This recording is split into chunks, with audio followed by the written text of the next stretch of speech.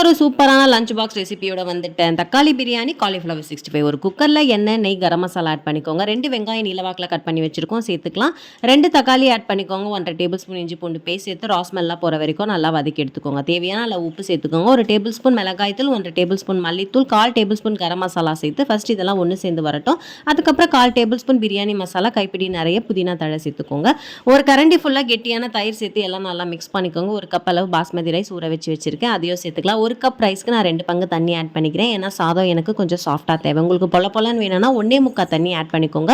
குக்கரில் ஒரே ஒரு விசில் விட்டு இறக்குனீங்கன்னா தக்காளி பிரியாணி ரெடி ஆயிடுச்சு. காலிஃப்ளவரை சுடு தண்ணியில் பிளான்ச் பண்ணிக்கோங்க. 1 டேபிள் ஸ்பூன் கடலை மாவு, 1 டேபிள் ஸ்பூன் அரிசி மாவு, 1/4 டேபிள் ஸ்பூன் அளவு கார்ன்ஃப்ளவர், காரத்துக்கு ஏற்ப மிளகாய்த்தூள், 1 டேபிள் ஸ்பூன் இஞ்சி பூண்டு பேஸ்ட், ஒரு 1/4 லெமன் நல்லா பிழிஞ்சு நல்லா பிசைஞ்சு ஒரு 10 நிமிஷம் ஊற வச்சுட்டு நல்லா சூடாக இருக்கிற எண்ணெயில் டீப் ஃப்ரை போட்டு எடுத்திங்கன்னா காலிஃப்ளவர் 65 ரெடி ஆயிடுச்சு. இந்த லஞ்ச் காம்போ உங்களுக்கு பிடிக்கும்னு நினைக்கிறேன். கண்டிப்பாக ட்ரை பண்ணி பார்த்துட்டு கமெண்ட்டில் ஷேர் பண்ணுங்க.